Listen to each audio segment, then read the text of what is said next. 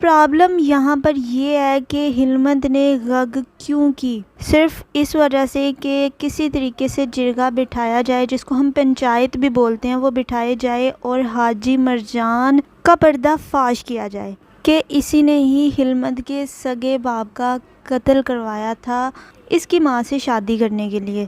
لیکن حاجی مرجان یہاں پر کسی بھی صورت میں جرگہ بٹھانا نہیں چاہتا، کیونکہ اس کو پتہ ہے کہ اگر جرگہ بٹھایا گیا تو نقصان اس کا خود کا ہوگا، اس کی عزت بھی پامال ہو جائے گی۔ پھر آپ یہ بھی دیکھتے ہیں کہ حکمت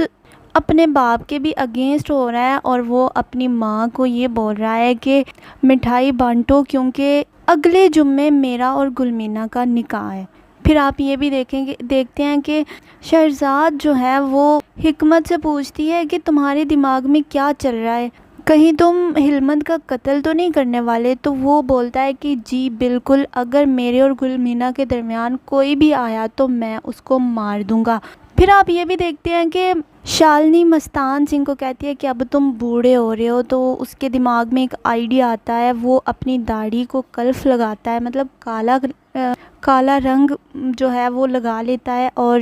اپنا چاقو تیز کرتا ہے، اور پھر اس کے بعد ہلمند کو مارنے کے لیے ایک دیوار کے پیچھے چھپ جاتا ہے۔ ہلمند جو کہ وہاں پر اپنی ٹینشن میں بیزی ہے اور وہ بڑا ایک سنٹینس بولتا ہے کہ معاملہ سنگین ہے، ایک طرف روس ہے تو دوسری طرف چین ہے۔ وہ بیچارہ اپنی ٹینشن میں بیزی ہو جاتا ہے اور پھر وہ واش روم کرنے کے لیے جاتا ہے تو مستان سنگھ وہاں پر دیوار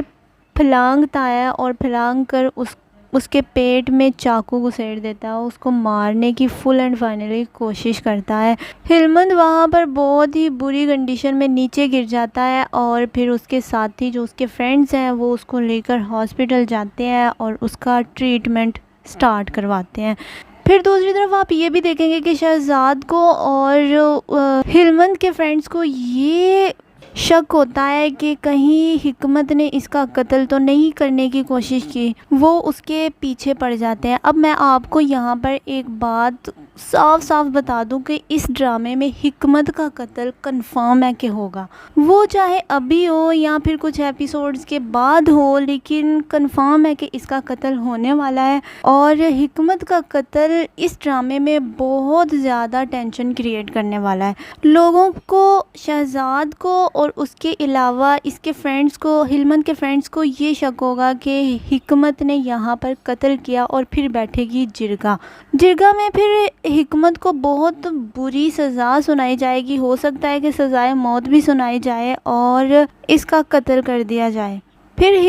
ہلمند کو سبھی لوگ کہتے ہیں اور اس کے علاوہ یہ جو شہزاد ہے یہ بھی بولتی ہے کہ ہاں اس نے میرے سامنے بھی بولا تھا کہ میں ہلمند کا قتل کر دوں گا اگر وہ میرے اور گلمینہ کے درمیان آیا، تو ہمیں لگتا ہے کہ قتل اسی نے ہی کیا ہے۔ لیکن کہیں نہ کہیں ہلمند کو مستان سنگھ پر اگین شک ہونا شروع ہوتا ہے اور وہ اس معاملے کی اور بھی زیادہ تحقیقات، جس کو ہم انویسٹیگیشن بھی بولتے ہیں، کرنا شروع ہو جاتا ہے۔ اچھا، اس ڈرامے کی مجھے ایک بات بڑی اچھی لگی ہے کہ اس ڈرامے میں جتنے بھی کریکٹرز ہیں وہ سارے ہی بہت اچھے آئے ہوئے ہیں، نیچر وائز بہت زبردست آئے ہوئے ہیں، بہت اچھے آئے ہوئے ہیں۔ مطلب کسی کو بھی دیکھ کر ہم یہ جج نہیں کر سکتے کہ یہ بندہ ویلن ہے اس ڈرامے کا۔ اگر حاجی مرجان کو دیکھیں تو وہ بندہ بہت ہی رحم دل ہے، اور اگر مستان سنگھ کو دیکھیں تو وہ بھی کافی اچھا بندہ ہے۔ لیکن مستان سنگھ اس ڈرامے کا ویلن ہے وہ اس وجہ سے کیونکہ اس نے اپنے مفاد کے لیے تقریباً